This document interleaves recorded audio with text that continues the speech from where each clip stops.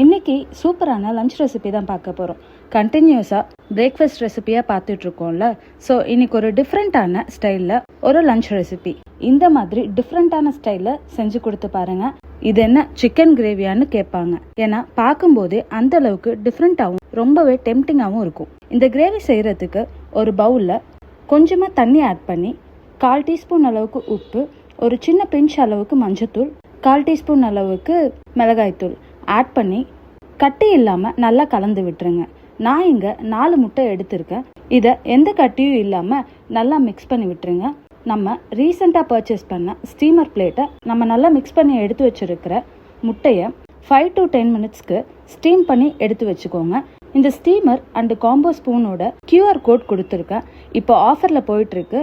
வேணுங்கிறவங்க பர்ச்சேஸ் பண்ணிக்கலாம். இல்லைனா கீழே கமெண்ட் செக்ஷனில் லிங்க்னு கமெண்ட் பண்ணுங்கள். நான் டைரெக்டாக DM பண்ணுறேன். ப்ராடக்ட் ரொம்பவே சூப்பராக இருக்குது, மிஸ் பண்ணிடாதீங்க. ஸ்டீம் பண்ணி எடுத்து வச்சுருக்கிற முட்டையை தனியாக எடுத்து வச்சுக்கோங்க. இப்போ கிரேவிக்கு ஒரு பேனில் 2 to 3 டேபிள் ஸ்பூன் அளவுக்கு ஆயில் ஆட் பண்ணிவிட்டு, நான் இதில் காட்டியிருக்கிற ஸ்பைசஸ் எல்லாத்தையும் ஆட் பண்ணிவிட்டு ஒரு மீடியம் சைஸ் பெரிய வெங்காயத்தை பொடி பொடியாக கட் பண்ணி சேர்த்துக்கோங்க. கிரேவிக்கு தேவையான அளவுக்கு மட்டும் உப்பு ஆட் பண்ணிக்கோங்க. இது நல்லா கலர் சேஞ்ச் ஆகிற அளவுக்கு வதக்கி விட்டுருங்க. 1 டீஸ்பூன் அளவுக்கு இஞ்சி பூண்டு பேஸ்ட் சேர்த்து வதக்கிடுங்க. 1.5 மீடியம் சைஸ் தக்காளியை பொடியாக சாப் பண்ணி ஆட் பண்ணி வதக்கி விட்டுருங்க. தக்காளியிலேருந்து ஆயில் பிரிஞ்சு வர வரைக்கும் வெயிட் பண்ணலாம். அதுக்குள்ளார நம்ம ஸ்டீம் பண்ணி எடுத்து வச்சிருக்கிற முட்டையை குட்டி குட்டி பீசஸாக கட் பண்ணிடலாம். ஃபஸ்ட்டு அந்த பவுலில் இருக்கிற முட்டையை ஒரு கத்தி வச்சு சுற்றி எடுத்து விட்டுட்டு அப்புறம் ஒரு ஸ்பூன் வச்சு எடுத்தீங்கன்னா முட்டை எந்த டேமேஜும் இல்லாமல் சூப்பராக வந்துடும். தக்காளியிலேருந்து எண்ணெய் பிரிஞ்சு வந்ததுக்கப்புறம் 1 டீஸ்பூன் அளவுக்கு கரம் மசாலா, 1.5 டேபிள் ஸ்பூன் அளவுக்கு தனியாத்தூள், 1/4 டீஸ்பூன் அளவுக்கு மிளகாத்தூள் சேர்த்து நல்லா கலந்து விட்டுக்கோங்க.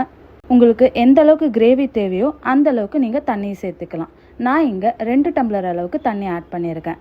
நல்லா கொதிச்சு வரும்போது நான் இங்கே 1 டம்ளர் அளவுக்கு தேங்காய் பால் எடுத்து வச்சுருக்கேன். அதையும் சேர்த்து நல்லா கலந்துக்கோங்க.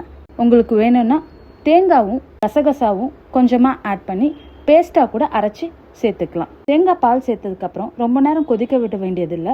ஒரு 5 மினிட்ஸில் எண்ணெய் பிரிஞ்சு நல்லா திக் கிரேவி கன்சிஸ்டன்சிக்கு சேஞ்ச் ஆகிடும். இந்த டைமில் நீங்கள் ரெடியாக வச்சுருக்கிற முட்டையை ஆட் பண்ணி நல்லா கலந்து விட்டுருங்க. அவ்வளோதான், டிஃப்ரெண்ட்டான ஸ்டைலில் எக் கிரேவி ரெடி.